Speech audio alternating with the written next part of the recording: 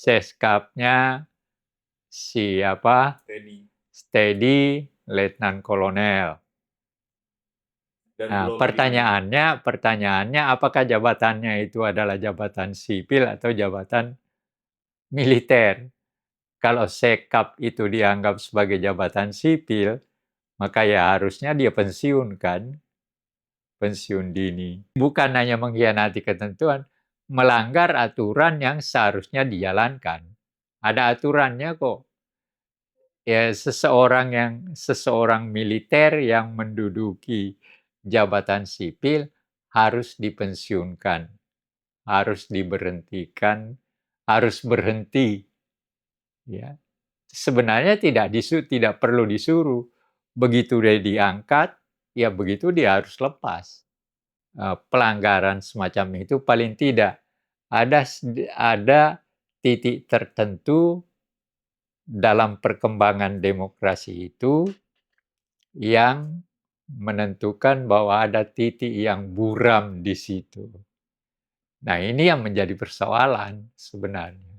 Pemahaman kita tentang demokrasi dan bagaimana tempat dari tentara dan polisi. Nah, sebenarnya kalau mau bicara tentang hal ini, kembali mengingat Jenderal Nasution, idenya. Jadi kan ada persoalan setelah kita merdeka, di mana tentara berjuang, dan seterusnya, walaupun nanti kemerdekaan kita dicapai juga dengan diplomasi. Tapi Jenderal Nasution ketika Kepala Staf Angkatan Darat mengerti persoalan itu dan dia membuat satu ide jalan tengah. Artinya ada tempat tertentu yang bisa ditempati oleh tentara dalam situasi tertentu. Nah, tetapi oleh Jenderal Soeharto, ide ini difungsionalkan gitu secara tetap. Artinya tentara bisa menempati berbagai jabatan secara tetap, dan itu memang terjadi selama Orde Baru. Ya, polisi menjadi irjen, tentara menjadi dirjen, menjadi direktur dan sebagainya dan sebagainya. Nah, persoalannya lalu orang sipil di lembaga itu tempatnya di mana? Kan itu persoalan. Yang tidak dipersoalkan adalah bahwa mereka mau merdeka dan nanti pemerintahan dalam negara merdeka ini adalah pemerintahan demokratis. Tapi ada persoalan yang terjadi di situ. Apa? Ialah jenis demokrasi apa yang akan kita jalankan. Lalu kemudian sampai sekarang itu sebenarnya kalau mau dilihat dari reformasi, ya udah selesai. Artinya jalan pemerintahan kita harusnya demokrasi sudah. Dengan tempat tentara, tidak lagi ada ketentuannya kan. Kalau seorang tentara mau menduduki jabatan tertentu atau polisi, maka dia harus pensiun. Ketentaraannya harus berhenti, kepolisiannya harus berhenti. Nah, itu yang masih menjadi persoalan. Dalam prakteknya itu yang salah satu. Pernah terjadi kepala bulog, mayor jenderal, ya, dan sebagainya. Nah, lalu sekarang seskapnya siapa? Steady Letnan Kolonel. Nah, pertanyaannya apakah jabatannya itu adalah jabatan sipil atau jabatan militer? kalau sekap itu dianggap sebagai jabatan sipil, maka ya harusnya dia pensiun kan, pensiun dini. Dan tadi saya lihat di TV, kekayaannya hebat loh, 20,1 miliar. Tapi kalau misalkan kita lihat dari konstitusi kan sekretaris kabinet Indonesia itu kan sebenarnya sipil. Iya, Bukan makanya pemerintahan, jadi tapi kan persoalannya. karir militernya Teddy itu masih aktif di Nah iya, TNI. makanya kan itu yang menjadi pernah dipersoalkan orang kan, tapi kan dibela oleh presiden dan dibela oleh Panglima TNI. Wah, tidak perlu. Tapi apakah itu mengkhianati ketentuan reformasi Iya, pada saat itu? bukan hanya mengkhianati ketentuan, melanggar aturan yang seharusnya dijalankan. Ada aturannya kok. Ya, seseorang militer yang menduduki jabatan sipil harus dipensiunkan, harus diberhentikan, harus berhenti. Ya, sebenarnya tidak perlu disuruh. Begitu dia diangkat, ya begitu dia harus lepas. Nah, tapi kan si Teddy ada punya kekuatan pada presiden kan. Presidennya menghendaki dia tetap malah pangkatnya dari mayor langsung dinaikkan menjadi letnan kolonel. Itu kan persoalan. Tapi ya faktanya presidennya mau, siapa yang menolak gitu. Panglima TNI-nya tentu saja tidak masa mau berhadapan dengan presidennya. Ya nggak mungkin kan. Tetapi dengan pelanggaran semacam itu paling tidak ada titik tertentu dalam perkembangan demokrasi itu yang menentukan bahwa ada titik yang buram di situ. Nah, ini yang menjadi persoalan sebenarnya. Ketika ada demonstrasi kan sampai sekarang masih ada yang ketangkap ya, yang demonstrasi dulu yang belum lepas. Nah, itu juga jadi persoalan kan. Jadi masih terlalu banyak tanda kutip duri-duri yang harus dilewati untuk membangun demokrasi kita sebagaimana yang kita kehendaki. Nah, ada pernyataannya Pak Presiden kita jangan meniru demokrasi orang lain, kita bikin demokrasi sendiri. Makanya dia bangun pemerintahannya 100 orang lebih kan. Itu kan berbeda dengan negara lain. Ya, negara besar seperti Amerika, China, dan sebagainya, saya kira enggak seperti itu. Tapi ya, terlepas dari itu, kembali kepada di mana seperti yang dikatakan Kompas, ya, bahwa reformasi TNI dan Polri itu belum selesai sebenarnya. Dan faktanya memang begitu. Sebagai satu contoh, polisi, untuk memperbaiki keadaan polisi, Jim Lee sebagai ketuanya katanya sudah menyerahkan bahannya kepada presiden 3.000 halaman ya, kalau nggak salah. 3.000 halaman untuk memperbaiki polisi. Apa isi atau inti daripada isi 3.000 halaman itu? Dan berapa lama waktu yang diperlukan untuk melaksanakan saran-saran dari 3.000 halaman itu? Itu jadi persoalan juga. Jim Lee belum pernah memberikan keterangan tentang itu lebih lanjut. Artinya, kan harusnya ini saya sudah serahkan ke presiden. Nah, presidennya sepanjang yang saya ikuti belum memberikan keterangan lebih lanjut bagaimana dia akan melaksanakan isi dari itu. Sebenarnya uh, Profesor Jim Lee dan Profesor Mahbub dan Kapolri seharusnya memberi penjelasan ya paling tidak gambaran isi dari 3.000 halaman itu.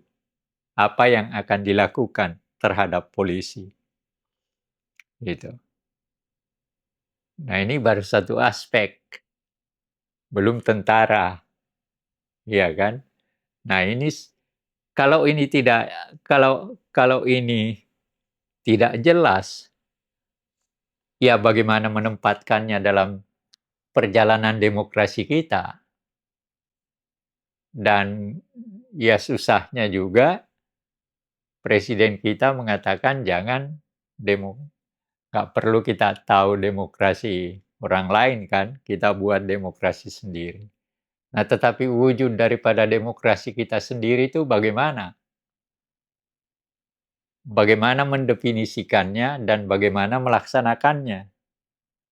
Nah, ini berkaitan dengan apa yang menjadi persoalan yang dikemukakan ini. Karena kan kita belum memberikan definisi yang kita mau, di mana tempat Polri, di mana tempat tentara dalam kerangka demokrasi itu. Nah, di situ pentingnya saya kira untuk membuka kepada masyarakat apa yang disarankan oleh tim Profesor Jim Lee dengan 3.000 halaman itu untuk memperbaiki polisi. Itu baru satu.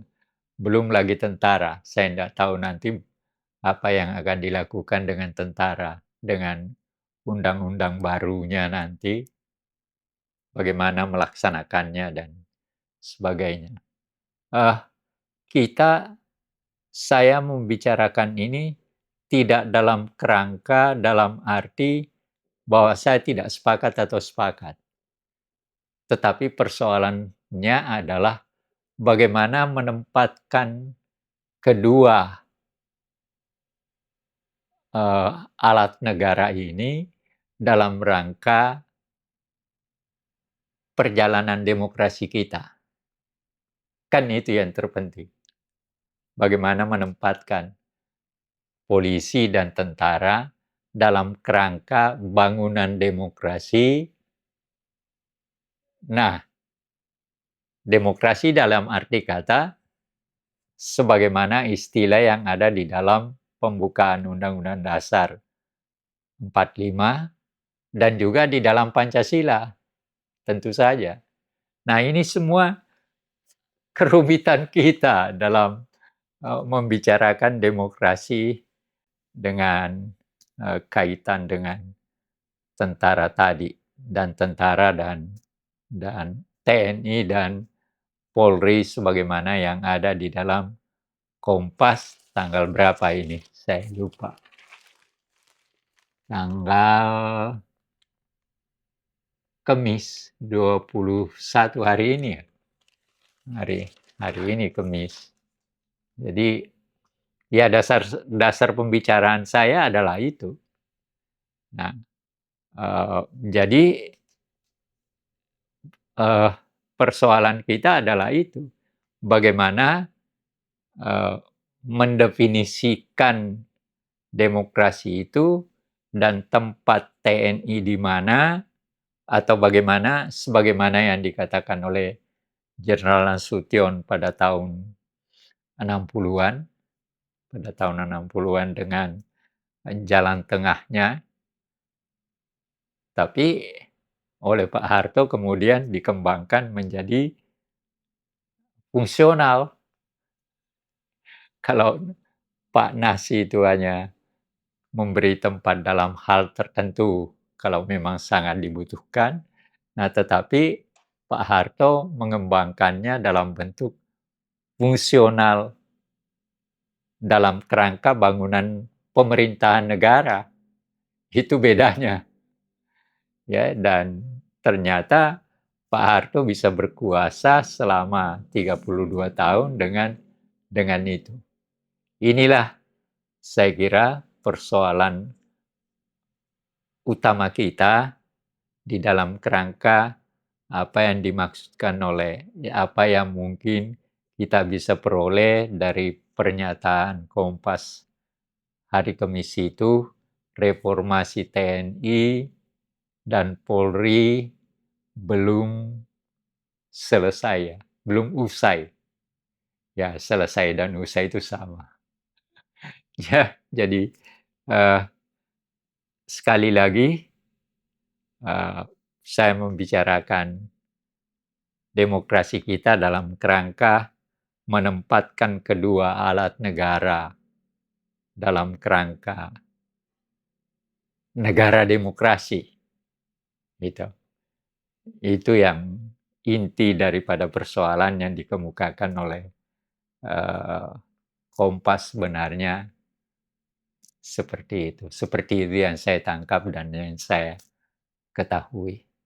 Ya, nggak tahu apakah masyarakat bagaimana menangkapnya, bagaimana pemerintah menangkapnya, tapi saya membicarakan ini sebagai seorang yang mengikuti perkembangan negara kita sepanjang paling tidak ya ketika saya sudah mahasiswa sejak tahun 63 di tengah-tengah demokrasi terpimpin.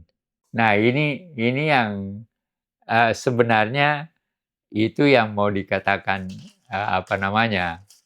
Mau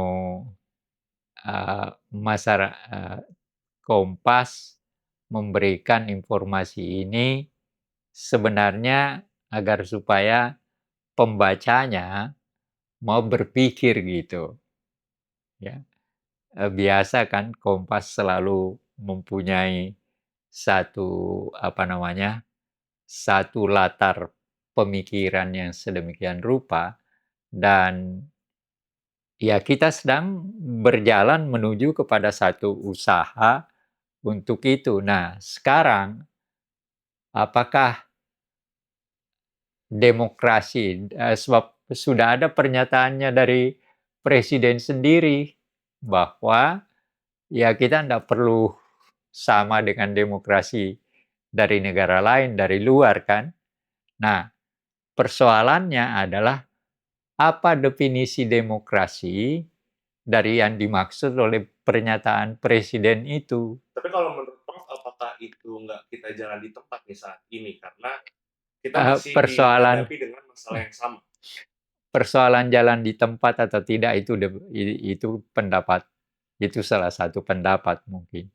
Tapi yang saya maksudkan adalah apa yang dimaksud oleh Presiden Prabowo dengan mengatakan kita tidak perlu mengikuti demokrasi dari luar.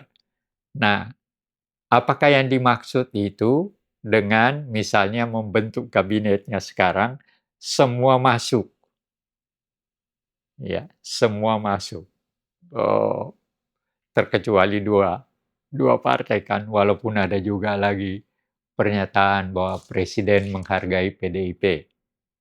Ya. Nah itu, nah sebenarnya bentuk daripada banyak jumlah kabinetnya sekian banyak, padahal sudah ada peraturan dulu yang mengatakan bahwa kabinet kita jumlahnya hanya 34. Tapi katanya tentu saja peraturannya dirubah untuk kemudian membawa pemerintahan dalam jumlah besar seperti ini. Ini yang menjadi uh, hal yang dikemukakan oleh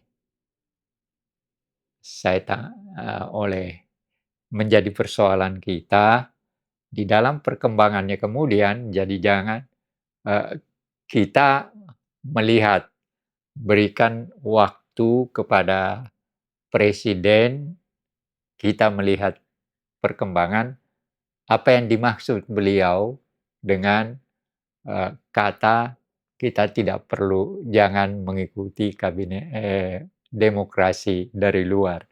Kita ciptakan demokrasi kita sendiri. Nah, persoalannya sebenarnya sangat ditentukan oleh partai politik, sistem partai politiknya bagaimana, sistem pemilunya bagaimana, dan sebagainya. Itu, dan inilah perjalanan yang kita lewati. Kalau menurut Prof. Anhar sendiri, baiknya bagaimana?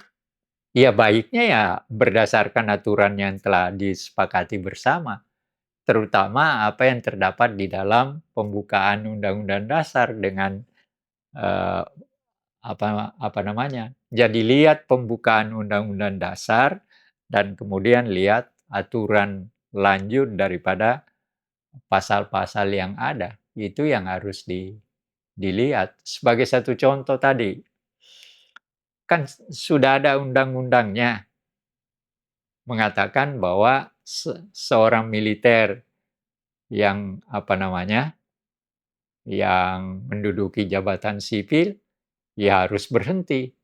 Tapi ternyata pertanyaannya, apakah sekretaris kabinet itu jabatan apa? Iya kan? Itu. Nah, ini persoalan kita di situ. Karena ada ketentuan, tetapi ketentuan itu bisa dilanggar. Kan persoalannya di situ. Jadi ya kita lihat aja perjalanannya. Kasih kesempatan kita melihat, kasih kesempatan kepada pemerintah sekarang sambil menunggu apa yang dimaksud oleh Presiden Prabowo dengan demokrasi kita sendiri.